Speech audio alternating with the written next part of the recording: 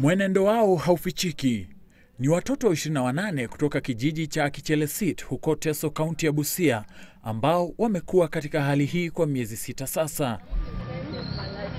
Wengi wao walipooza baada ya kudungwa sindano walipokuwa wakipokea matibabu katika zahanati ya Kichelesit kati ya mwezi Disemba mwaka 2014 na mwezi Juni mwaka 2015. Kuna shida ya watoto miguu, kitu inatembea kwa mguu, ikipanda kwa mgongo, inakata mgongo, inasababisha joto na kichwa kuuma.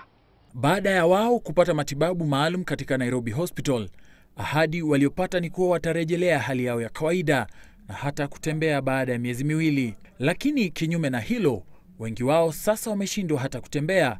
Wizara ya Afya inahoji kuwa huenda walidungwa kwenye mshipa mkuu unaopatikana kati ya mwisho wa uti wa mgongo na juu ya magoti, ambao ulipelekea wao kufa ganzi, kando na kuhisi uchungu wanapotembea.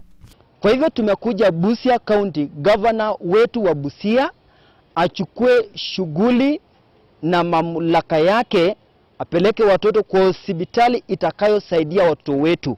Swali kwenye mioyo ya watoto hawa na kwa wazazi wao ni je, madaktari waliopewa jukumu la kuwatibu walitokomea wapi? Victor Kenani, Citizen Nipashe.